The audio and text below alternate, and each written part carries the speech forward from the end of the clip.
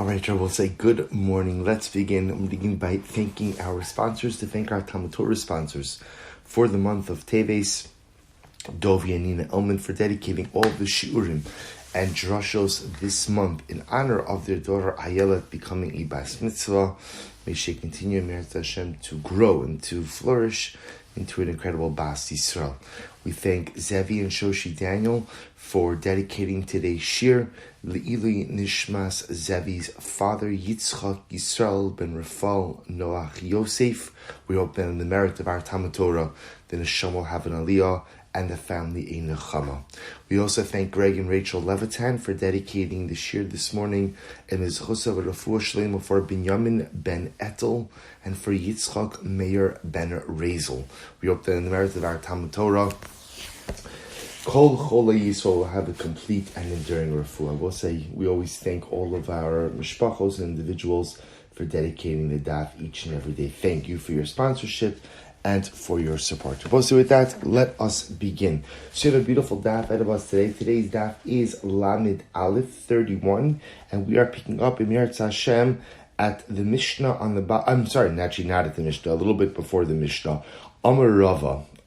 So we'll say, remember again, yesterday we got into the really very interesting discussion regarding Hechsher Kelim, regarding kashering utensils for Pesach, and ultimately again how you kasher utensils. We ended off the daf yesterday with the fascinating discussion of what we call klei kunya, glazed vessels. And when you have a glazed vessel, what is the status of that particular vessel? Right? Halacha l'maaseh, again, does it essentially have the status of the glaze, or does it have the status of the underlying kli? So again, I mentioned that that's an interesting discussion, halacha in general. We're going to pick up now with Amar Rava. So it's supposed to say it's 2, 4, 6, 8, 10, 12, about 12 lines up from the bottom. So Amar Rava was another very interesting case. Amar Rava bar Abba, Amar Chia bar Ashi, Amar Shmuel. Kol hakilim shenishtam shubain chametz b'tzonin, mishtamish bohen matzah. That's an interesting halacha. Any utensil which was only used cold, or was only used, I should say, with cold chametz, ultimately, again, can be used with matzah. So I'll give you a simple example. If, let's say, a person has a bread basket, let's say Shabbos, you go ahead and for your challah, you put your challah in a basket and you put that basket on the table. That basket is used for nothing other than holding challah. It's used for it every Shabbos, every Yom Tiv, and when you clean it out, you don't run it through the dishwasher, you just simply go ahead and brush it out. Shalom al Yisrael. Technically speaking, I know it sounds strange, but you could use that on your table at the Seder to go ahead and hold your Shmura Matzah. Again, not saying it's advisable, not saying it's a good idea, but Rava just saying that halacha l'maisa, technically speaking, you could do it. Now, you're going to both say the truth is, once you learn the sugya, you realize it's not really a chiddush, right? It's not. Yeah, I just want to make sure that.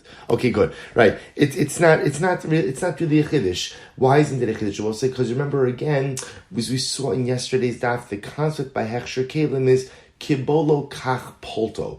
The way something ultimately again is absorbed is the way ultimately again it comes out.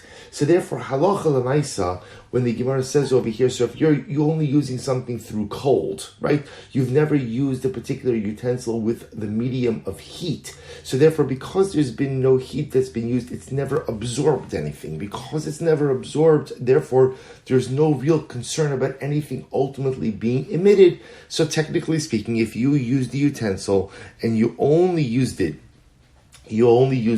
with cold throughout the year, then ultimately, again, one is permitted to use it with matzah. Now, I will point out, this does come up because sometimes, again, people don't realize Pesach doesn't require me to go ahead and replace everything.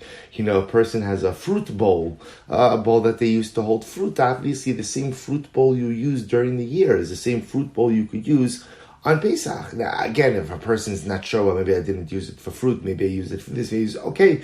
But again, technically speaking, any utensil that was only used for cold chametz over the course of the year ultimately can be used for matzah as well, with an exception. This is actually very interesting. Chutz min beis sa'ar, they both say, except for a utensil which was used ultimately again for yeast. For yeast. Now, or sa'ar could also mean sourdough. Sourdough is a leavening agent. If you take a look at Rashi, Rashi says base sa'ar. Kli sha'isha shora umanechas bo'as ha'sa'ar. This is a utensil that a woman goes ahead and keeps sa'ar in it. V'noseres bisa. So upamim shushohesh sham balayla. Suppose it's actually very interesting. Unless, of course, it's a utensil that you used for yeast or sourdough. Now, what's the chap with yeast or sourdough? So the issue over here, says Rashi, is that sometimes a woman could leave the yeast or the sourdough in the utensil overnight. So I will say, the interesting thing about things that reside in a utensil overnight is that then there could be some level of absorption of flavor. Now, interestingly enough, generally, even in terms of things sitting in a utensil overnight, we generally assume that there has to be some type of liquid medium in there. There also says the concept. I don't want to get too much into all of this today because although it's fascinating, it could take us. We could spend the whole day on these couple of lines. There's a concept of kavish kamavushal, which is when something sits in a liquid for a prolonged period of time, there is a quasi-bishul, a quasi-cooking effect which occurs. But without getting into what the Gemara is saying over here is that halacha l'maisa, if a person were to go ahead and leave the sourdough in the bowl, right, overnight, so that could create a quasi-absorption situation. So therefore, halacha l'maisa, any utensil used for sourdough, for yeast, that even if it was quote-unquote only used for cold, that should not be used on Pesach itself. Of course, if you kasher it, you could use it. The Gemara is talking about over here without kashering. The Gemara says, because we'll say, since ultimately, again, literally, the chimutz, the leavening process of yeast or of sourdough is hard, which means it's intense, therefore that utensil shouldn't be used. Amar Rashi, ubeis charoses kabeis sa'ar shechimutz kasha. So we'll say, and a utensil beis charoses, and I will say, it's very interesting. Charoses over here, the Gemara is not talking about charoses like we use at the Seder, because it's saying beis charoses, and a utensil used for charoses during the year, ultimately, again, it's treated the same way as a utensil you used for yeast or sourdough, and therefore should not be used for chametz, for matzah on Pesach. So we'll say here, in this context, that's very interesting. Charoses is talking about a dip that they used to use. So if you have a utensil that you would use to go ahead and hold your dips, now we'll say their dips, why do they call it beis charoses? Because again, their dips often had vinegar and other sharp types of liquids. So remember, when you're talking about a sharp type of liquid and a dip that would sit in a utensil, often it would sit in a utensil for a prolonged period of time. And therefore, there's some level of absorption which could occur. Shechimutzo kasha, because the chimutz, the leavening of these objects or of these items, is intense. Amar Rava says, "Hai agni de mechuza hoil v'tadiri lemelish bu chamira umashu bu chamira kebeis sar shechimutzo kasha dami." So Rava said, these agni. Now, we'll say agni is literally like a trough. But it probably just means like a big bowl, a very large open bowl. These large open bowls or these large open troughs of mechuzah, since people often need chametz, and chamiri doesn't just mean chametz, but they need chametz with sourdough, with yeast in it, because there is an intense chimutz in there. Therefore, halacha l'maisa, it has the status of a utensil used with yeast or sourdough, and therefore ultimately it should not be used on Pesach. To which the Gemara says, Pshita, that's obvious. Ma'odotema, what would you have thought? Kivan de revicha shalat bu avira bali. I would have thought that because these large bowls, these large troughs, there's an incredible amount of air which gets in. Therefore, again, the absorption is not the same. Kamash Malon, no, that is not the case. Therefore, I will say they can't be used on Pesach either. So what comes out from this particular sugya, I will say something very interesting, which is, number one, halacha l'maisa, and this is halacha l'maisa, any utensil which is only used with cold chametz throughout the year. Now, I will say, just to be clear, being used for cold chametz means the actual use of the utensils is used with cold chametz, and it's also not washed with other utensils with hot water that are chametz, or I should say differently, that was wrong in English. They're not washed with other chametz utensils using hot water. So there's mamish no absorptions here. So any utensil which is only used cold, never used with hot water, used with chametz throughout the year, could just be cleaned and ultimately gone ahead and used on Pesach. I will say, and this comes up all of the time with different, very often Shabbos and Yom Tov utensils, which you can go ahead and technically use on Pesach. However, the exception to that rule, says the Gemara, is that ultimately, again, if it's used with something that's chimutzo kosher, if it's used with something that has that is what we'll call an intense leavening or leavened item, whether it's sourdough, whether it's yeast, and it sits in that utensil for a prolonged period of time, even if it was used by or just only for cold, halacha l'maisa should not be used on Pesach. Good. But so now we come to a very interesting sugya. Says the Mishnah, Nochri shehilva es Yisrael. Nochri shehilva es Yisrael al chemtzo. Supposed to listen to this case. A non-Jew, a non-Jew, lent a Jew money. The Jew secured the debt with chametz. Now, what exactly happened over here? Did the Jew give over the chametz to the non-Jew? That we'll discuss in the Gemara. But for now, the facts are as follows. A non-Jew lent a Jew money, and the Jew went ahead and pledged the chametz, or secured the debt with chametz. Let's say the debt now doesn't come due until after Pesach. So we'll say, here the shaila now. The shaila is, the Jew essentially mortgaged or put a lien against his chametz. Now the loan is due after Pesach. So we'll say, so now in this particular situation, let's say the Jew wasn't able to pay back the debt. So what is the halacha concerning the chametz? So the Gemara says, so we'll say, so again, let me just illustrate this for just a moment. A Jew, right, the Nachri lends the Jew money on Rosh Chodesh Nisan. Okay, let's say it's $1,000 loan. The Jew happens to have a wonderful $1,000 bottle of scotch. Now, the truth is, scotch is not necessarily the best example because that might be chametz nuksha, but for illustration purposes, it's good enough. So what happens? The Jew says, here, I'm pledging this, there's a lien against this bottle of scotch. If I can't go ahead and pay you back, then ultimately, again, you take the bottle. Nachri says, no problem. Loan comes due after Pesach. After Pesach, now what happens? Jew defaults. He can't pay. So both say, so the shaila is what? The shaila is, can he now pay back the debt with the pledged item, the bottle of scotch? So the Gemara says, yes, mutter bano. Ultimately, again, it works. And ultimately, again, the Jew could get benefit from the bottle of scotch that was in this world, and it appears in his possession over Pesach. We'll see exactly how this works. So we'll say, what happens if a Jew lends a guy money? And again, it's just a reverse case. In this case over here, the Nachri pledged chametz in the event of default. You'll see why, by the way, I'm purposely staying away from the word collateral, because we're going to come to that in the Gemara in just a moment. So a Jew lends a non-Jew money. The Nachri goes ahead and identifies chametz, which could serve as repayment for the debt in the event of default. The debt comes due after Pesach. The Nachri defaults. Asr bana. The Jew is not permitted to get benefit from that particular piece of chametz which was pledged as payment for the debt. Again, we'll define exactly what's going on over here in the Gemara. Says the Gemara, Itmar. Shabbos say, let's talk a little bit about generally how creditors work. This is quite fascinating. Itmar, Bal Chov.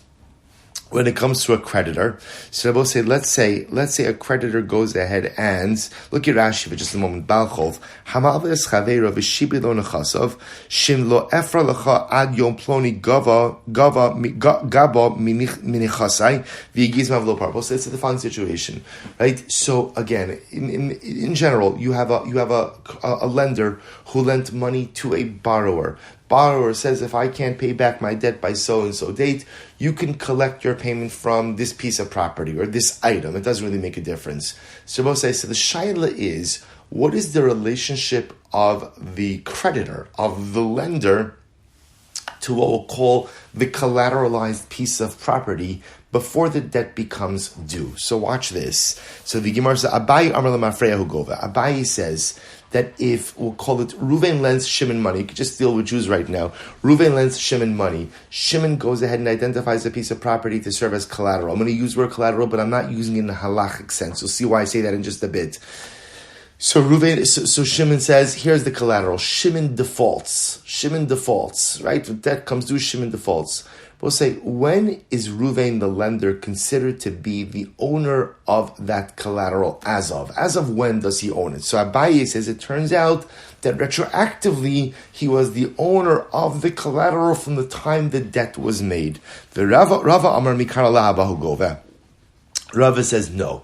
He's only considered to be the owner of the collateral now from the moment of default, from the moment of non-payment going forward. So we'll say, ultimately, again, we'll see what the nafkamina is over here. The Gemara says, watch this. So the Gemara says, Kol heicha de'akdish love v'zavin love. So we'll say, everyone would agree in the following case. Let's say after the loan was made, the borrower went ahead and sanctified. He was makdish the collateralized item, or he went ahead and he sold the collateralized item.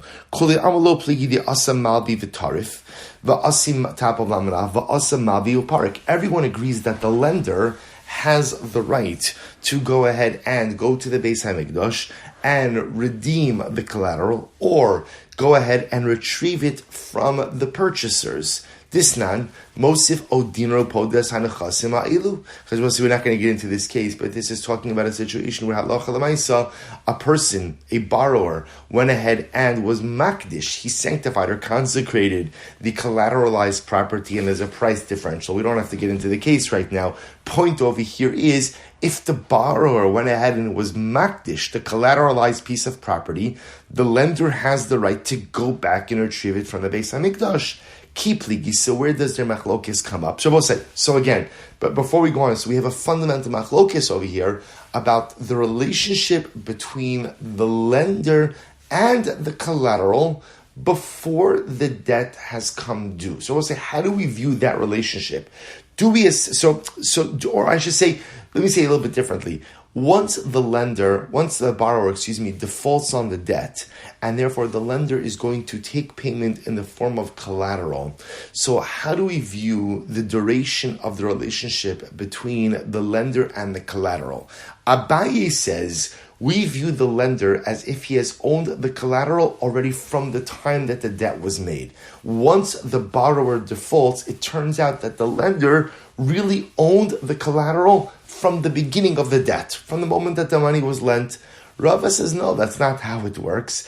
The lender only owns the collateral when? From the time of default and on. So the Gemara says, Kipligi, so where does the machlokes come up? How do you see this? How do you see the nafkamina here? So watch this. So Kipligi, the zabin malva, the kaddish malva. So we'll see, interestingly enough, the machlokes will come up in the following situation.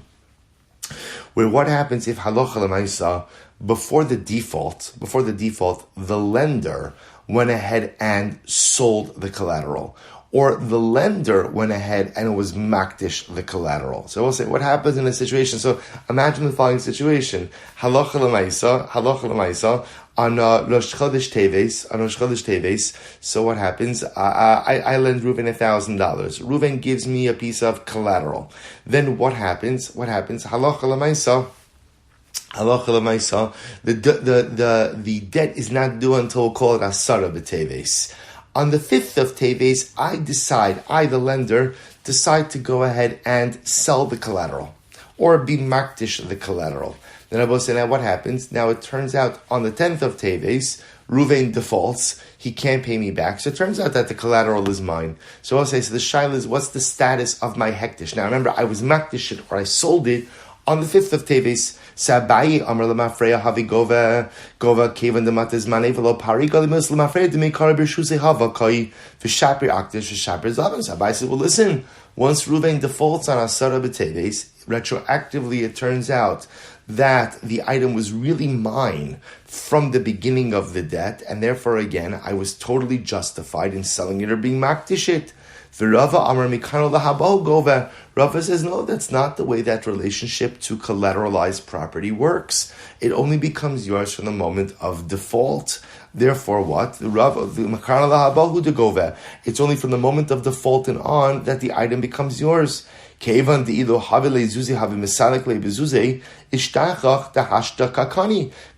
Vaharaya, what's the proof? The proof is that Allah if Reuven were to show up with money on the 10th of Teves, so we'll say, remember, imagine this for just a moment. Let's say Reuven shows up on the 10th of Teves with money in his hand, and he says, I'm here to pay back my debt. And I say, you know what, thank you so much, but I really happen to like the collateral. I prefer to take the collateral. Do I have a right to do that? And the answer, of course, is no, I don't have the right to do that. So Rava will say the fact that Reuven could go ahead and pay me with money and remove any rights that I have to the collateral indicates that halacha l'maisa, I really have no rights in the collateral. Therefore, again, when I sold it or I was makdish it on the 5th of Teves, that was not really within my legal rights to do so. So Rabbi says, so therefore, this is the machlokes Abaye and Rava. What is the relationship between a creditor and collateral before default? Before default. So Abaye says essentially, or it's really almost, and it's at the time of the, so I shouldn't say before default. It's what's the relationship between the creditor and the collateral, the lender and the collateral at the time of default. Abaye says once the borrower defaults, igali milslam afer, it's retroactively clarified that I actually have owned the collateral since the time the loan was made. Rava says, no. Mikanu lahaba. Only time you own it is now from the moment of default and on. What's the nafka meaning? What's the practical difference? A very significant practical difference. If I, the lender, was makdish, consecrated, or for that matter, again, sold the collateral sometime between the time that the debt was made and the event and the date of the default. So was that sale or was that hektish valid or not? Abaye will say, once the default occurs, retroactively it's clarified that it was mine from the beginning, therefore the sale, the hektish, was good. Rava said, no, it's only yours from the moment of default and on, and therefore when you consecrated it there, when you consecrated something that was not legally yours. Did Rava actually say this? Let's listen to this interesting case. Reuven sold a field to Shimon with achrayas. Now we'll say achrayas literally means a guarantee, which means like this. Reuven sold the field to Shimon, and Reuven said to Shimon, I'm selling you this field with a guarantee that if for some reason this field is seized by any of my creditors, I agree to make you whole. If there are any claims that come out against this field and someone takes this field to me in satisfaction of any of my debts, I agree to make you whole. That's what it's called, achrayas. V'zakfen alav b'milva. Now, the way watch this is interesting. It's an interesting transaction.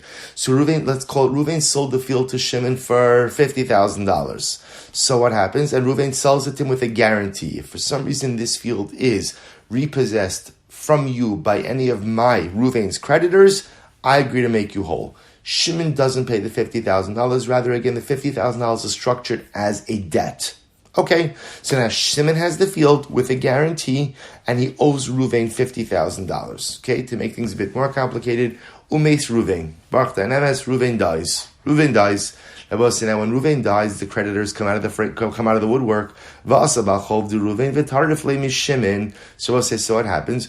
Reuven's creditors now come, and they seize the field from Shimon in satisfaction of their debt. Okay, va'asa Shimon upaise bezuze, and Shimon comes along. Shimon wants to hold on to the field. So what does he do? Shimon pays off Reuven's creditors with money.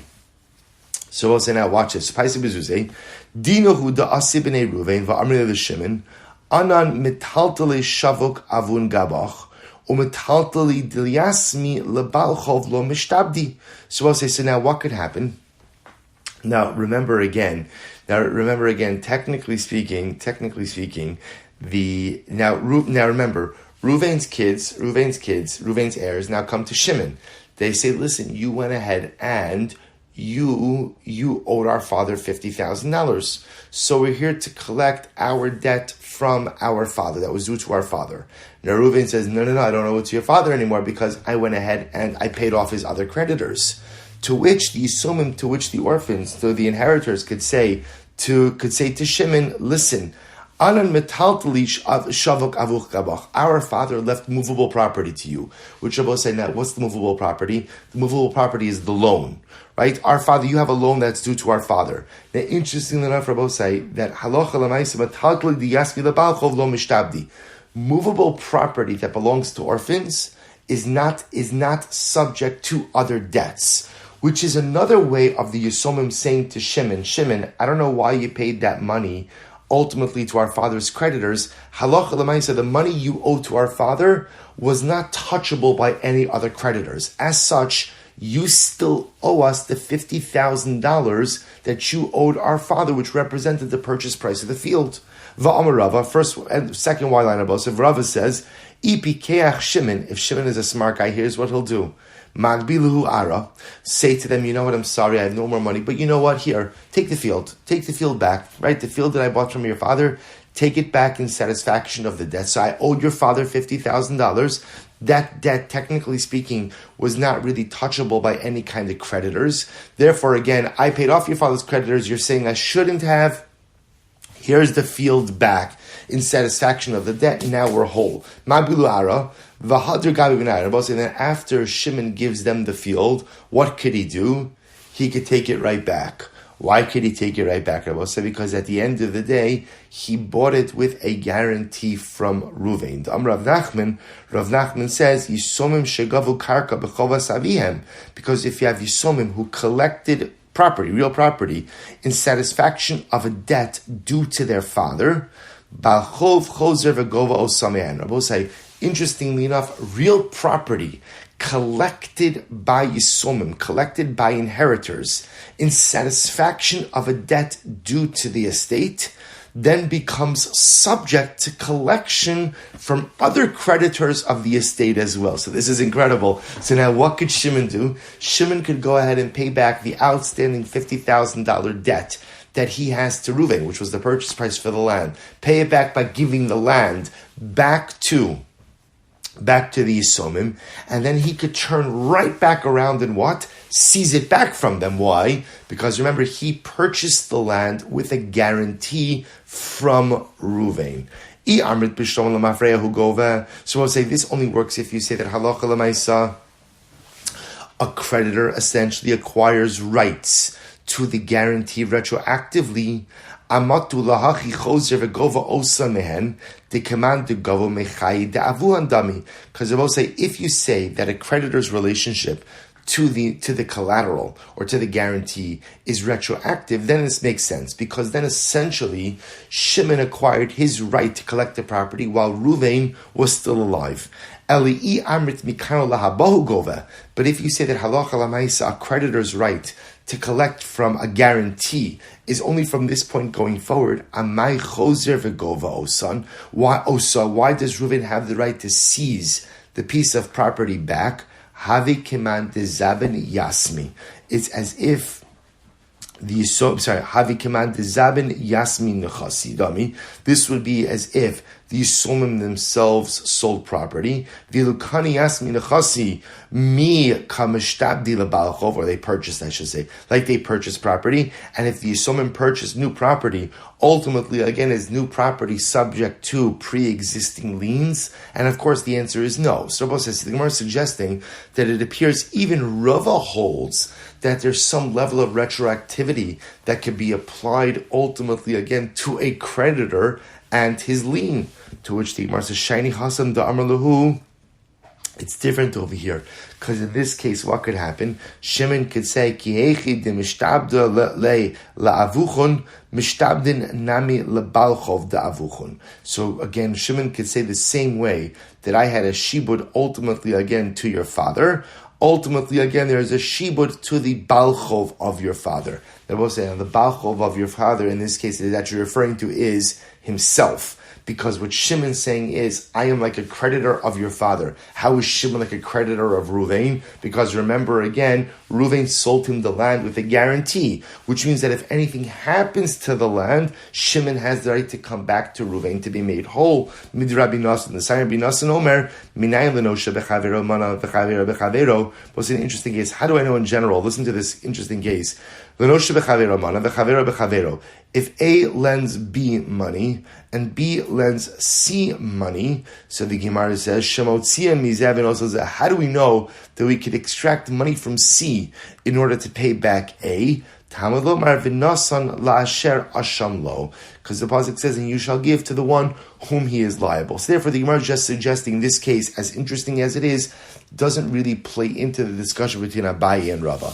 Therefore, I will say, we are still with the same machlokes Abaye and Rava, namely, the nature of the relationship between a creditor and we'll call it the collateralized or pledged property or pledged item, ultimately, again, at the time of the default of the loan. So Abaye says when default occurs, it is clarified that retroactively the creditor actually owns the collateralized piece of property, or when I say property, I mean property, the collateralized item from the time the debt was made. Rava says no, mikanu lahaba from this point forward. So we'll say, now watch this. So now let's begin to plug this back into the Mishnah. So Tnan, what did we learn in the Mishnah? Nachri shelvas Yisrael al chemtzo. If a Gentile Nachri lent a Jew money, and ultimately the debt was secured with chametz, Achra Pesach muter ba'na. So after Pesach is so we'll say, let's say now the Jew defaults on the loan after Pesach. So what's the halacha? The halacha is that the Jew can satisfy the debt with the chametz that was pledged. So I amrit bishlam alamafreya hu gova amatu lahachi muter ba'na. Eli amrit mikanu lahabahu gova amai muter ba'na. Birshusa di Yisrael Havakai. Shabbos say, now here's the Shaila. So this case makes sense. This makes sense, right? So watch this. So Nachri lends a Jew money. Jew pledged chametz as collateral. So what happens now? Say, what does the Gemara say?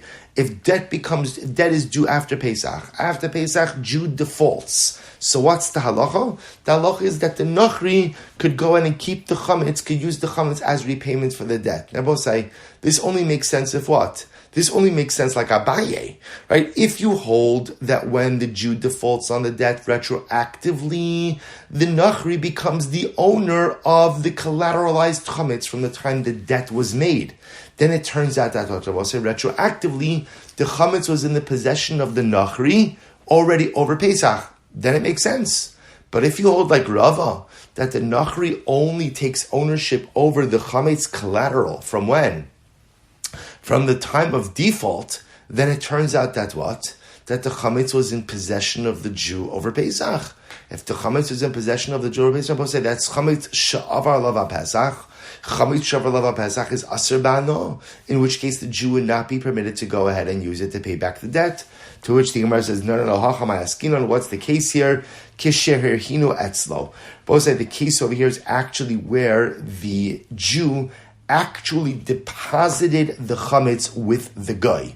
So we'll say, so the case over here is that the Gentile is actually in physical possession of the collateral. Look at Rashi, the Beso Sham Nachri, Nasno, Kasagadat Rashta, the time of Mishum Dahavli Torres Mashkon, Ubalchov Konem Mashkon. So we'll say, so interestingly enough, we'll see this on Amud Beis a little bit more. Now the Gemara is saying, here's the case. The case is where the actual collateralized chametz was actually given over to the creditor. So in this case, the Nachri has the chametz.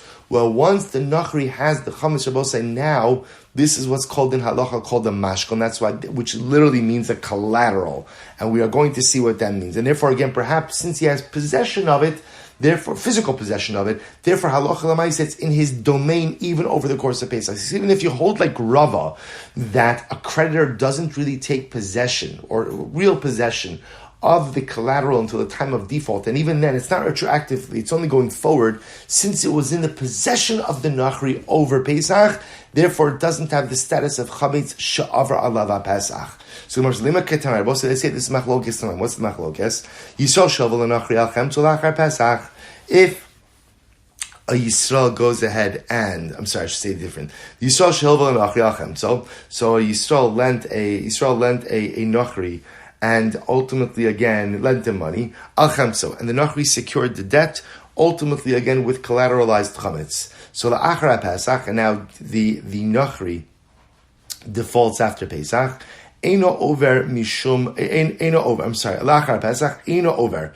Ultimately, again, the Jew is not in violation of any type of chametz. Rabbi Meir Omer over. Rabbi Meir says no, he is in violation. So the Gemara says Maila b'haikamif. The Gemara will say, what are they arguing about? Mars tamar savar lamafreya hu gova umar savar mikano lahava hu gova. So we'll say, so the Ma'abi Machlokas is like this. When does a creditor take possession, ultimately again, of the collateral? If you hold that it's lamafreya retroactive, then it turns out that the Jew owned chametz over Pesach. But if you hold that it's only mikano lahabar from the moment of default and on, then the Jew only owns the chametz as of when? Only as of the time of default going forward. V'tizbara. Look at the end of that brayso. Right? If a Gentile lends a Jew money and secures the debt with chametz, la'achar Pesach divrei akol over. Everyone agrees after Pesach. Ultimately, again, the Jew would not be able to get benefit from the chametz.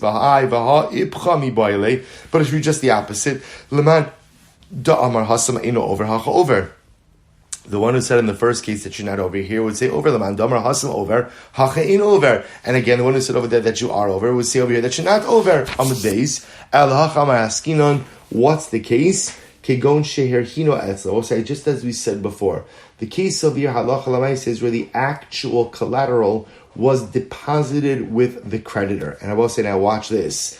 The kamiflegi b'd Rabbi Yitzchak. And I will say they're arguing on the principle of Rabbi Yitzchak. What did Rabbi Yitzchak say? Dom Rabbi Yitzchak minayin lebal chov shekona mashkon. We'll say, now watch this. This is an incredible sugya. It's not really a Pesachim sugya. As we're going to see, this is a Bava Metzia sugya. But listen to this, we'll say, how do we know a Baal Chov is Kona Mashkon? A creditor acquires collateral. So we'll say, so remember for a while I said I didn't want to use the word collateral, because ultimately, again, Mashkon refers to something that is not only pledged, as a form of repayment in the event of default, but mashkon is also something that is actively given over into the possession of the creditor. So Rabbi Yitzchak says as follows, that when you have an item that has been identified as a source of payment in the event of default, and it's given over to the creditor, it becomes the possession of the creditor. So Rabbi Yitzchak says, how do I know this? That a balchov is kona mashkon. I will say, if you look at Rashi, what does this mean, kona mashkon? Kol yumei halva mashkon kona ilo. All the days that the debt is still outstanding, the creditor has acquired the mashkon.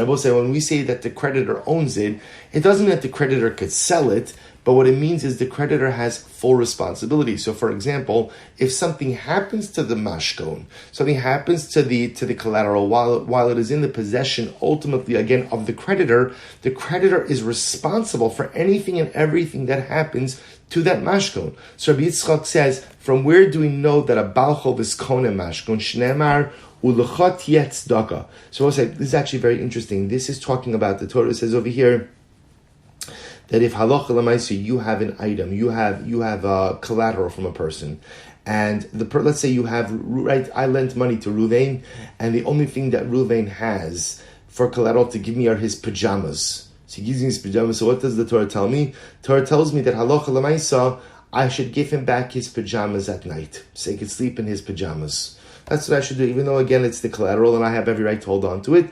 Torah says give him back his pajamas, and the Torah says if you do so, this will be considered to be a charitable act. So the Gemara says, now both say the only reason it's a charitable act is why? Is because technically speaking the mashkon is mine. So because the mashkon is mine, therefore halacha l'maisa, the act of giving it back is considered to be a charitable act. From here you see ultimately again that a balchov is kona a mashkon. So both say, now watch this. So Tanakama Savar, so the Tanakama holds, when do we say that a balchov is kona mashkon, that a creditor acquires collateral? Hani mili mi Yisrael hu dikarina bei ulachat yetzdaka. Aval Yisrael mi nachri lo kani. We'll say, when does a creditor acquire mashkon, that's only if it's a Jewish creditor and a Jewish borrower. That's when the creditor acquires the mashkon.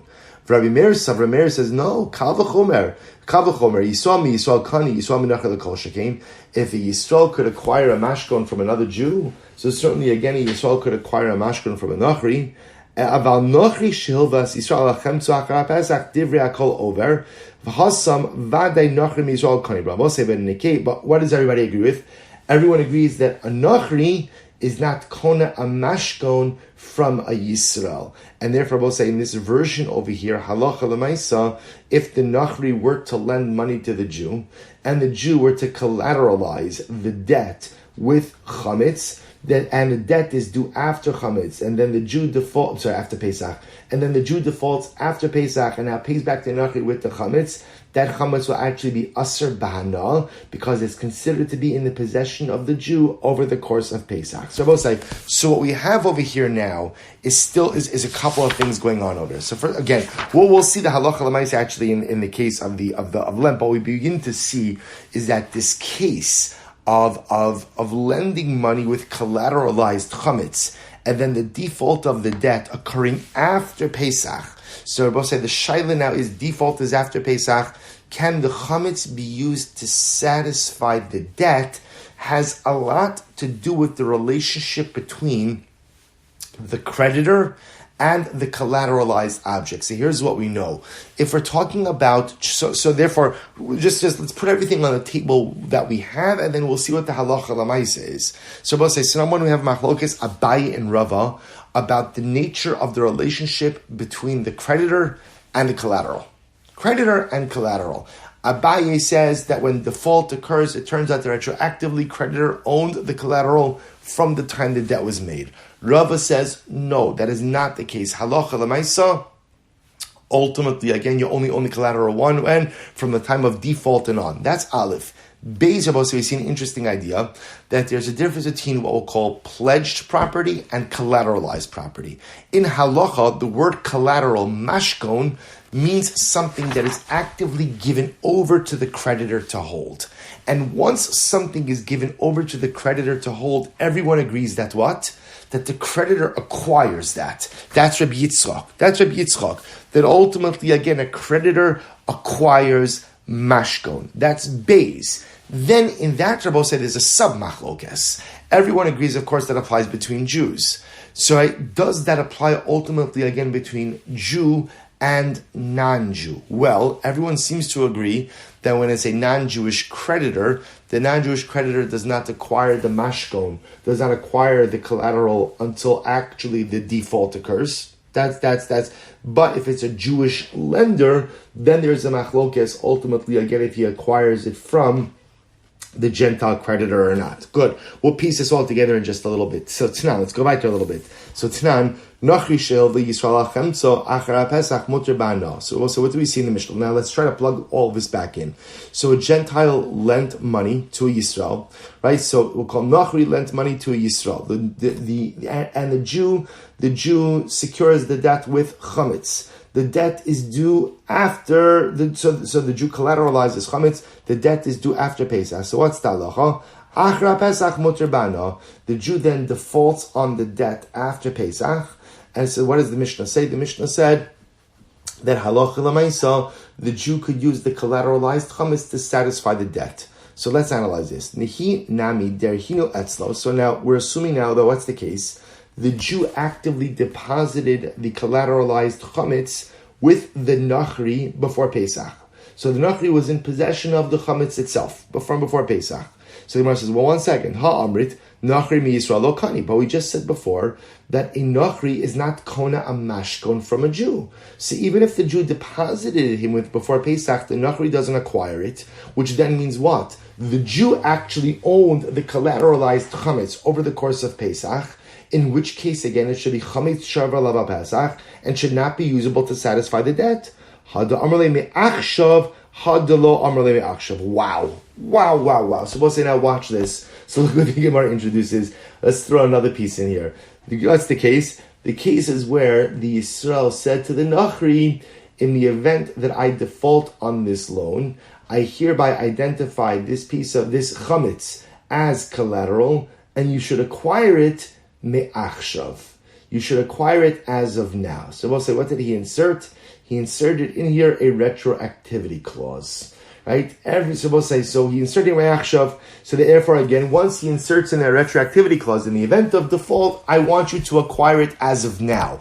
Well, so now watch this. Even if you hold halacha l'maisa, that ultimately a nachri is not koneh the mashkon from a Jew, if a Jew inserts a retroactivity clause, then everyone agrees that that works. So if he says me'achshav, then what that means is retroactively from the time that I default, you become the owner of the chametz, in which case, ultimately, again, when the Jew defaults after Pesach, even though technically speaking that chametz was in the possession of the Jew over Pesach, it turns out retroactively it's clarified that the chametz actually belonged to the nachri from the time the debt was made, and therefore the chametz is actually in the possession of the nachri over the course of Pesach. Incredible.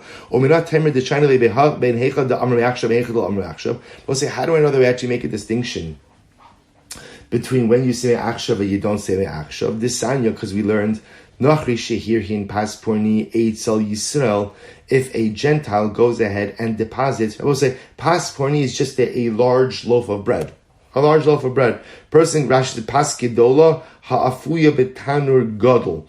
Ultimately, again, so if a Nachri deposits a large loaf of bread by Yisrael, Eina over. Ultimately, again, the Jew will not be in violation of chametz over Pesach. But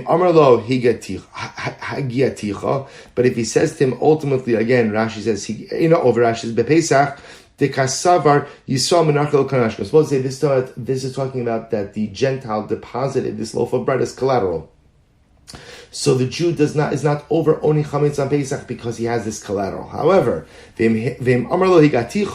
if he says, the Nachri essentially says that if I default on this debt, this loaf should be yours. Higaticha, Rashi the same thing, me'achshav, from now, then ultimately again over. Then the Jew will be in violation. Mashna Risha, Mashna Seifa, Elalav Shmamina, Heichad de Amrle me'achshav, leheichad de lo Amrle me'achshav Shmamina. Rather, I will say ultimately again, the distinction between the two cases is very simple. That halacha l'maisa, if a Jew says me'achshav or an Nachri says me'achshav, retroactivity clauses work from Jew to Gentile, from Gentile to Jew. Therefore, we'll say what comes out of here is as follows: even if you hold, which we do, as we will see, that halacha l'maisa, a Nachri is not koneh a mashkon from a Jew. But if the Jew inserts a retroactivity clause in there and says, in the event of default, you acquire this collateralized chametz me'achshav as of now, then it turns out that after Pesach, when the Jew defaults on the debt, the chametz actually belonged to the Gentile from the beginning, from the time the debt was made. The chametz was not owned by a Jew retroactively over the course of Pesach, and therefore it is permitted to use it as repayment. So let's just finish to the Mishnah. We'll say, again, we'll see tomorrow, I'll show you the Shulchan Aruch in these cases, but again, you begin to see all of these incredible, profound principles. We'll see them all coalesce in the halacha tomorrow. Let's just finish the Mishnah. Let's listen to this case. Let's say you have a store owned by Jews, the merchandise is owned by Jews as well. Right? The merchandise is owned by Jews. So what's the halacha? We'll say, Upali Nachrim, but there are Gentile workers. So Upali Nachrim nichnasim l'sham, chametz shenimtza sham achar Pesach aser ba'ana, vein tzarich lomar ba'achila. So we'll say, so listen to this, if you have a store owned by Jews, merchandise owned by Jews, Gentile workers, after Pesach you find chametz in the store. So we'll say, so now what's the shaila? Who does the chametz belong to? Do we assume that's store merchandise, or do we assume that maybe that was chametz brought in by the Gentile workers? To which the Gemara says, no. You assume that any chametz found in the store ultimately, again, is the property of the store, not the Gentile workers, and therefore because the store and merchandise is owned by a Jew, any chametz after that will be chametz shavar Pesach and will be aser. Conversely, chametz shel nachri malei shel nachri, if you have a store owned by a Gentile and the merchandise is owned by the Gentile, upoale Yisrael and Jewish workers, nichnasin v'yotzin l'sham, go in and out, chametz shenimtza sham achra Pesach muter ba'achila, any chametz found in the store after Pesach is permitted for consumption, and certainly bahana. So we'll say, therefore, the Gemara outlining a principle, namely that halacha l'maisa, whenever you have a store and merchandise, any chametz found in the store is considered to be the owner, or is considered to be the property of the owner of the stores, not considered to be the property of the workers. Okay, we'll say, good, we'll stop over here for today. Tomorrow we will begin with the halacha l'maisa from the case of collateralized chametz, and Emir Hashem will go through the rest. We'll begin some more exciting mishnayos as well. To everyone.